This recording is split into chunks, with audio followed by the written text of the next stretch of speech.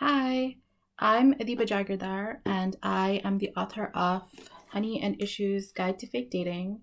So, this book is a young adult romantic comedy about these two girls, Honey and Issue, and the two of them decide to start a fake dating scheme.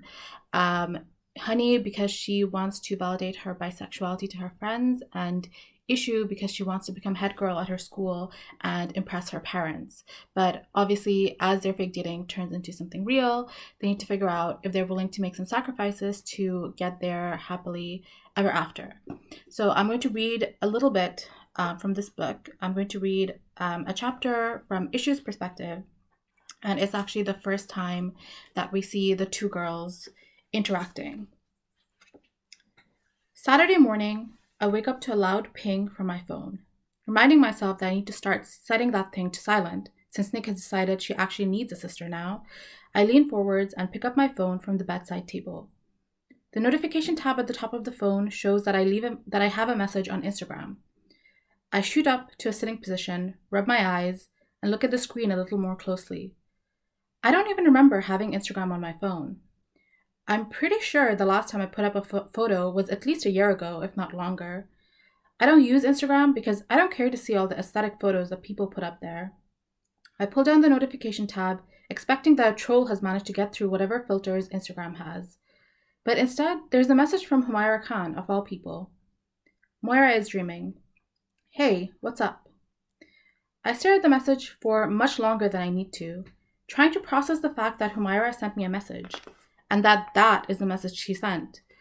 We barely ever talk. We're definitely not friends, or even anything resembling friends. I have a bad feeling in my gut, even as I accept her message request. What's up with... Before I can finish typing my message, a call request from Humaira starts up.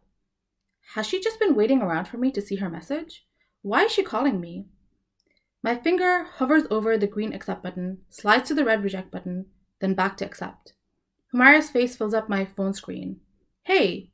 Her voice is too bright, like she's putting it on for me, and she's sitting by a window where the sunlight filtering in makes her glow a little too much.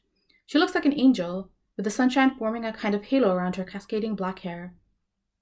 What the fuck do you want? I rub my eyes again, stifling a yawn. I can only imagine what Humaira is thinking of me. I'm in my PJs with bedhead. Good morning to you too, sunshine, she says with a frown on her lips. Has anyone ever told you that you curse a lot for a Bengali?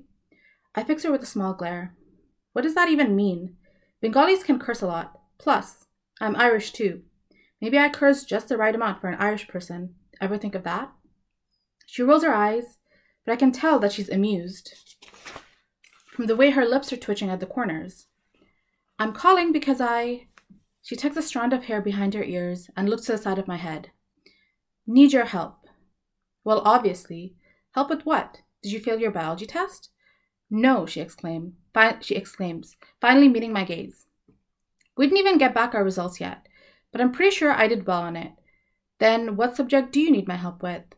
She actually does smile this time. Do you think everything is about school? Do you even have any hobbies outside of studying? Studying is not a hobby, I point out. And if you want my help, you're not doing a great job of warming me to your cause, which I still don't know anything about, by the way. Humaira sighs. For a moment, I think she won't even tell me what kind of help she's looking for, because she just looks around herself, like she's trying to kill time, or find an excuse or something.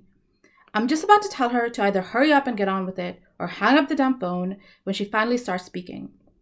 Look, before I tell you, I just want you to know that this is a weird situation, and I just thought of you because I talked to you at your locker the other day, and in the moment, I couldn't think of literally anyone else. Okay, I have to admit that she has piqued my curiosity, even if I'm a little offended at how much she emphasized literally anyone else. She takes a deep breath and says, So, yesterday, I kind of came out to my friends. Oh, that certainly isn't what I was expecting. She doesn't seem happy to be sharing this news with me either. She rubs at her arms and stares downwards. Yeah, it didn't go as well as I'd hoped. They were really dismissive. I told them I was bisexual, and they basically said I couldn't be because, well, I've never kissed a girl. Okay. Well, so I had to tell them that I have kissed a girl because, right. My piqued curiosity has turned into a kind of cold anxiety because I'm afraid I know exactly where Humaira is going with this. So I told them that we're together, she finished off in a rush. They already found it weird that we were kind of talking in biology, and I guess there was like a weirdly pixelated version of half of you in one of my Instagram photos from last weekend at the Dawat. So I was just like, the natural conclusion, and now you want us to stage an elaborate breakup? I offer, already knowing that's not what she's asking me. More like an elaborate relationship, followed by a breakup. She's looking at me with so much hope sparkling in her that I almost feel bad about the fact that I'm going to crush her. You realize that this would be the most complicated thing ever, I ask. Have you even considered the implications? We would have to come out to the school, to our families, to the community. It's a big ask, Moira. You can call me Moira, she mumbles. I do not want to call you Moira, I sigh. Look, I'm sorry your friends are assholes, but I can't help you. I'm not out to my parents yet. I didn't know you were, yeah, because you didn't think about me or how pretending to be in a queer relationship would affect me, right? Humaira at least has the decency to look embarrassed. She shakes her head and says, I'm sorry. I should have thought about it more. I can hear a waver in her voice. My parents are so accepting of my sexuality and my friends were awful. I guess I was just so overcome with how terrible I was feeling. I didn't really think, whatever, I cut her off. Humaira is the kind of girl who definitely thinks she'll get what she wants by turning on the waterworks. Her friends are, after all, white feminists. If that's all, I have to go. I haven't even had a cup of coffee yet. Okay, bye, have a good... I hang up before she can finish. Leaning back on my bed, I heave the kind of deep sigh of relief that makes the bed reverberate. Dating Humaira Khan, or even pretending to, would have been a lot. I'm not even sure why her friends would believe for a moment that it's actually true. We're so different. Too different.